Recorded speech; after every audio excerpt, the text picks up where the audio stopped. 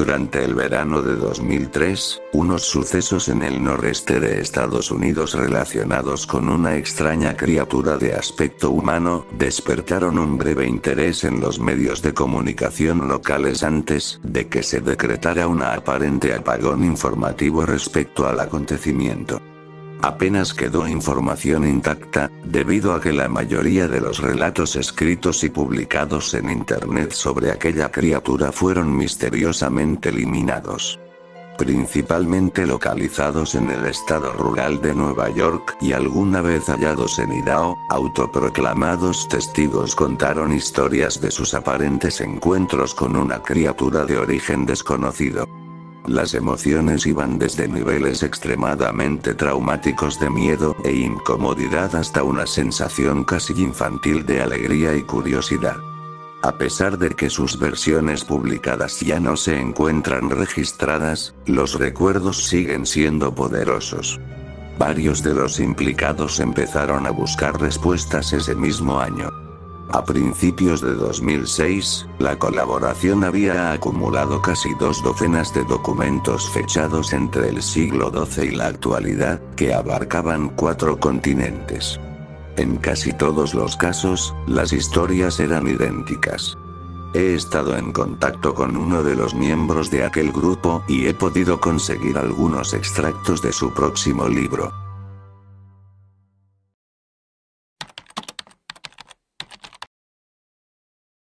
Mientras me preparo para quitarme la vida, siento la necesidad de aplacar cualquier sentimiento de culpa o de dolor que pueda provocar a causa de este horrible acto. No es culpa de nadie más que de él, porque fue el causante de que mi sueño fuera interrumpido y me incorporase sobresaltado ante la extraña sensación de estar siendo observado por una extraña entidad que se encontraba dentro de mi dormitorio, oculta en mitad de la penumbra que aquel momento gobernaba en aquella habitación.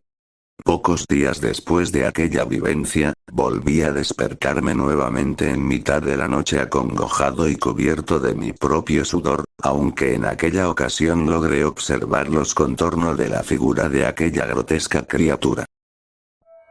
Aquello empezó a volverse algo cada vez más frecuente, permitiendo que cada noche pudiese observar con mayor detalle los rasgos de aquel ser. Escuché tenuemente su horrible y quebradiza voz, contemplé cuán pálido y esquelético era su cuerpo, y, en nuestro último encuentro, logré mirarlo a sus ojos. Desde aquello no puedo conciliar el sueño sin miedo a lo que pueda experimentar la próxima vez que despierte. Ahora nunca más volveré a despertar y podré descansar finalmente, evitando así que aquella criatura vuelva a atormentarme. Os quiero mucho a todos, no lo dudéis, pero ya no aguanto más este tormento. Adiós. En la misma caja de madera donde se encontraba aquella carta había 2 sobres vacíos dirigidos a William y Rose, presumiblemente su mujer e hijo, junto a una carta personal suelta sin sobre. Queridísima Linnie, he rezado mucho por ti. Aquella bestia ha pronunciado tu nombre.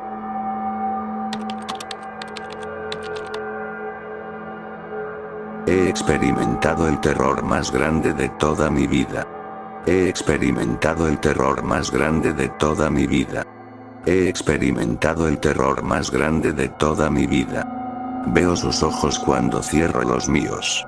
Son enormes huecos, negros, me vieron y atravesaron mi alma, su mano húmeda, no volveré a dormir. Dios mío, su horripilante voz.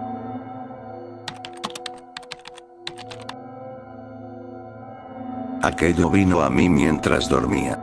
Desde los pies de mi cama sentí una extraña e incómoda sensación. Dios mío, se lo había llevado todo. Debemos regresar a Inglaterra. No volveremos aquí de nuevo a petición suya.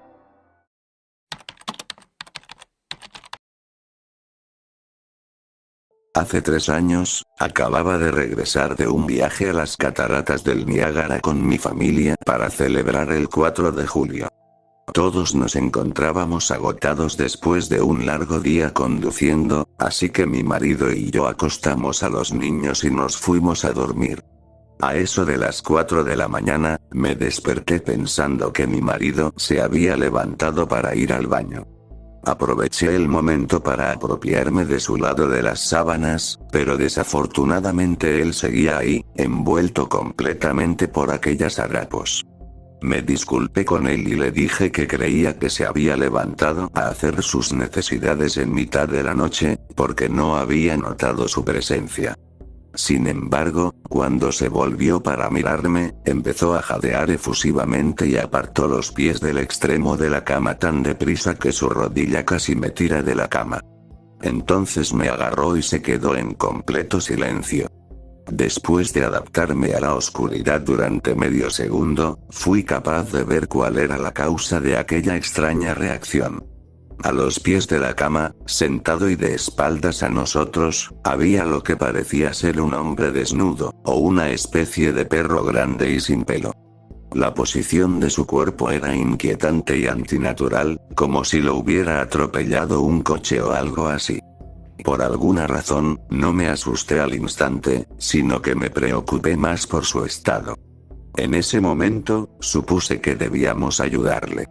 Mi marido trataba de mirar aterrorizado por encima del brazo y la rodilla de aquel ser, puesto que éste permanecía sentado en posición fetal, dirigiéndome de vez en cuando su mirada antes de regresar a observar a la criatura.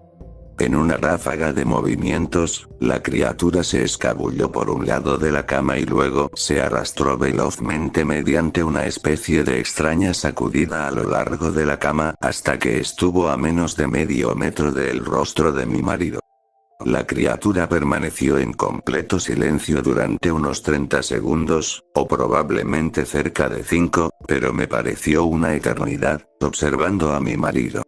Sin embargo, de un momento a otro la criatura colocó rápidamente su mano derecha en una de sus rodillas y salió disparado hacia el pasillo, que llevaba a las habitaciones de los niños.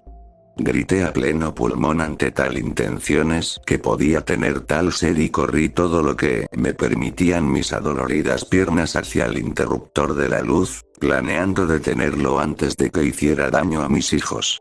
Cuando llegué al pasillo, la luz de nuestro dormitorio era lo suficiente potente para poder distinguirlo agazapado y encorvado a unos 6 metros de distancia.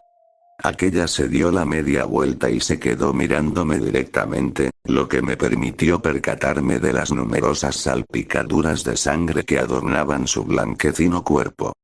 Accioné uno de los interruptores de aquel pasillo que se encontraban más cerca de nuestra habitación y me percaté de que estaba lastimando severamente a nuestra hija Clara con sus filosas garras. La criatura bajó corriendo las escaleras cuando se percató de cómo mi marido y yo nos acercábamos velozmente en auxilio de nuestra pequeña, armados con lo primero que fuimos capaces de agarrar de la habitación. Estaba muy malherida y en un último momento de lucidez, antes de que su corta vida se apagara, fue capaz de exhalar.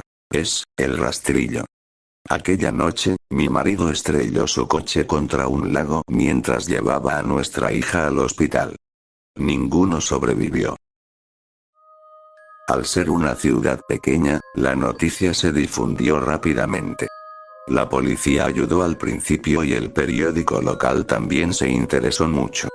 Sin embargo, la historia nunca llegaron a publicarse y las noticias de la televisión local tampoco hicieron ningún seguimiento. Durante varios meses, mi hijo Justin y yo nos alojamos en un hotel cercano a la casa de mis padres. Cuando decidimos regresar a casa, empecé a buscar respuestas por mi cuenta. Finalmente localicé a un hombre en el pueblo de al lado que tenía una historia similar. Nos pusimos en contacto y empezamos a hablar de nuestras experiencias. Sabía de otras 2 personas en Nueva York que habían visto a la criatura a la que ahora empezamos a referirnos como el rastrillo o derraque, para aquellos nativos de habla inglesa.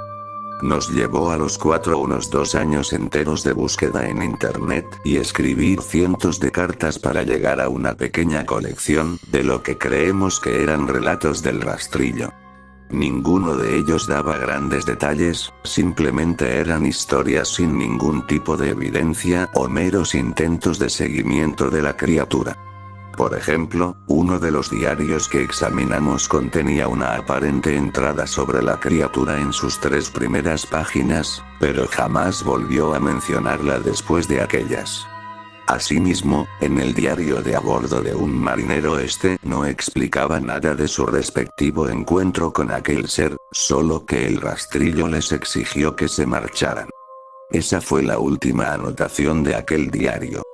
Hubo, sin embargo, muchos casos en los que el avistamiento de la criatura formaba parte de una serie de visitas a la misma persona. Asimismo, múltiples personas también mencionaron que aquella les había hablado, como le había ocurrido a mi hija. Esto nos llevó a preguntarnos si el rastrillo había visitado a alguno de nosotros antes de nuestro último encuentro con ese ser.